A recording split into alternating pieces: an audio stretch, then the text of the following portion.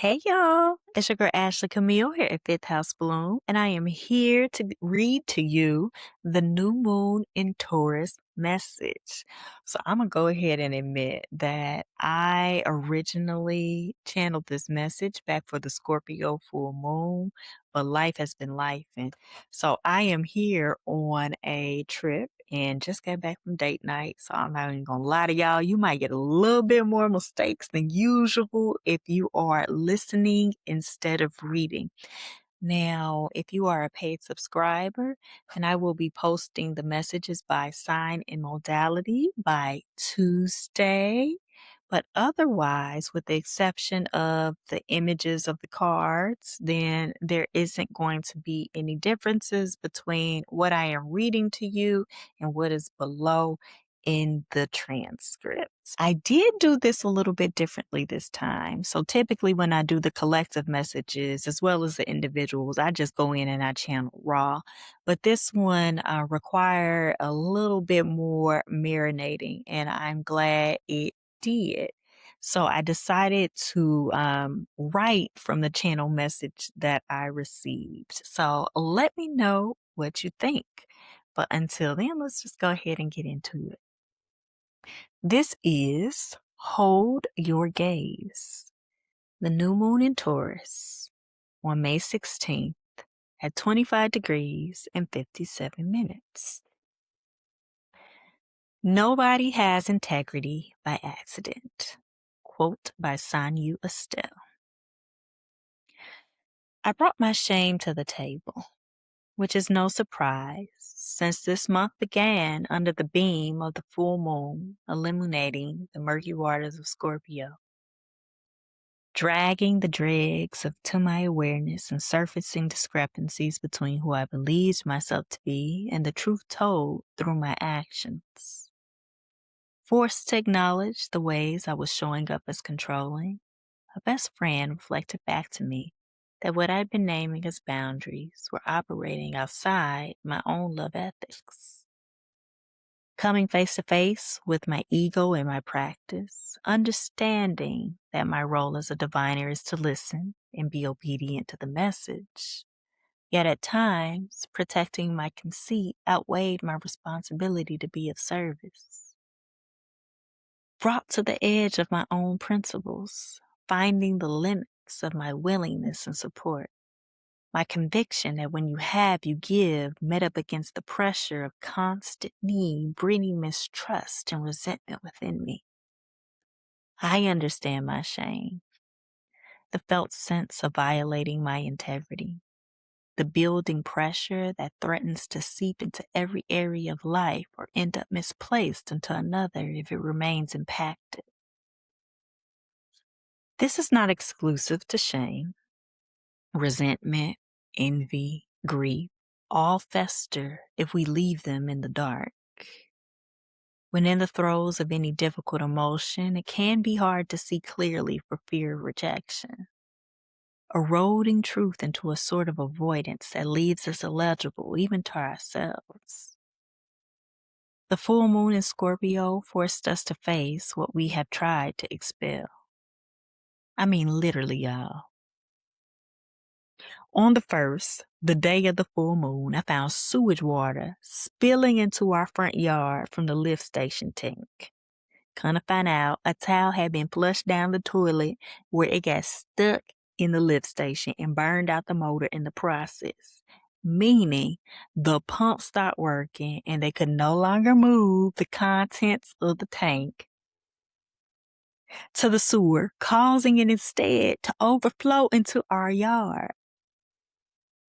As you can imagine, it required my immediate attention, and I wasn't able to finish the message in time. So here we are, approaching the new moon in Taurus with a message about shame that I received for the full moon in Scorpio. But when I reflected on the Taurus Scorpio axis, things became even more clear. Taurus introduces us to the sensation of flesh. It is a touch from your lover carving desire into your skin. It is the sounds of heritage carried through song. It is the taste of nostalgia and the aroma of sweet memories carrying themselves through a place that feels like home. It is the colors of awe painted across the sky, reminding us that beauty can arise from the dark. It is our relationship to having and our experience of the material. Scorpio understands darkness as an origin. It thrives in the depths, seeking to feel the dark crevices of everything that it touches. It can never be accused of being superficial, stripping the surface down to the rawness underneath just to see what's real. It never looks away, no matter how painful it might be. Because of its intimate relationship with grief and other rejected emotions, it is drawn to desire, enclosing itself around it.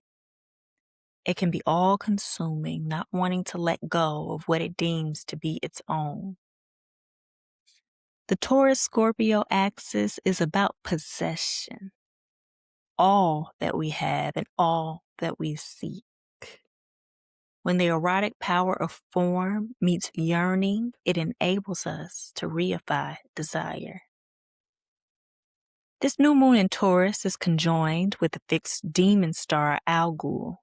Known as the dismembered head of Medusa, it carries the weight of what we are afraid to face, especially within ourselves.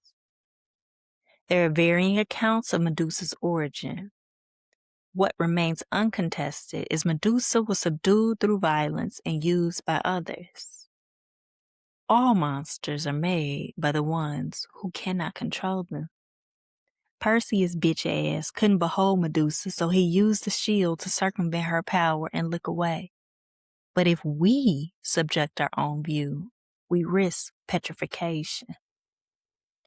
We are taught to fear and reject the dark potential which will liberate us from subjugation, keeping us severed and distracted in a war with ourselves, avoiding our own recognition.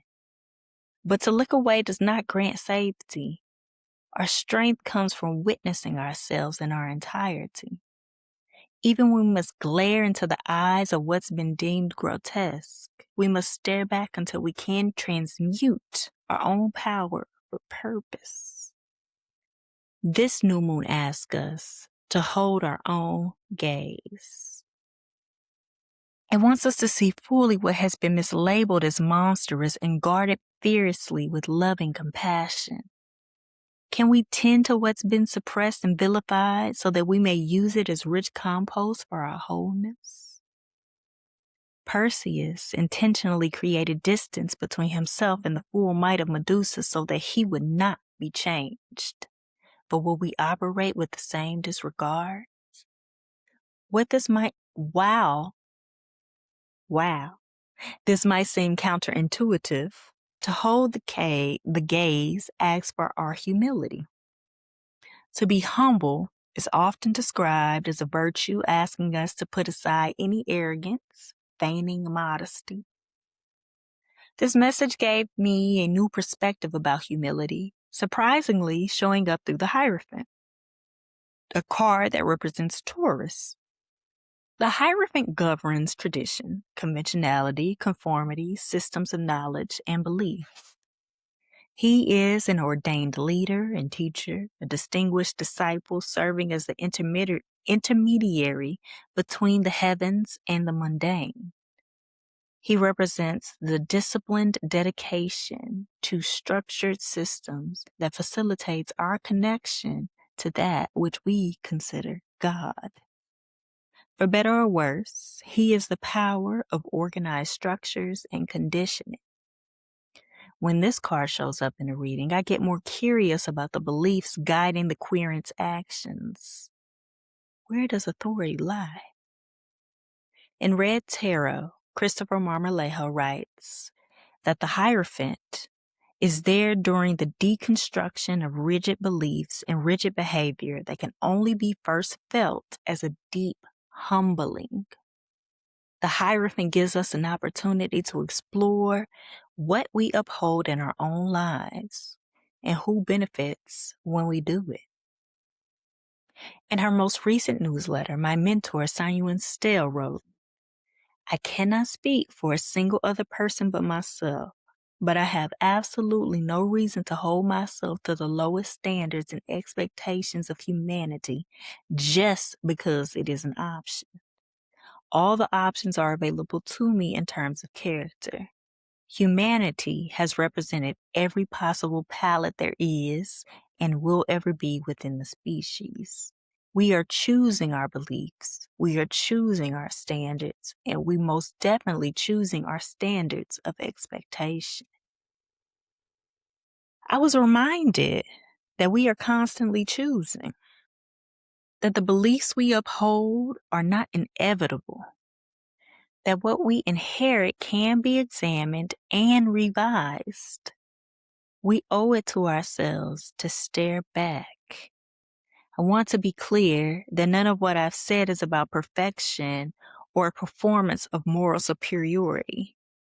The material of our inner world constructs the foundation of our lives. Left abandoned, we risk concretizing structures without integrity to our divine nature. In choosing to hold our gaze, we honor the full scope of our humanity and all of its messiness. It's a quote by Christopher Marmoleo. Humility actual, here I go, this damn accent. Humility actually bolsters self-worth because it says you are willing to forgive your flaws.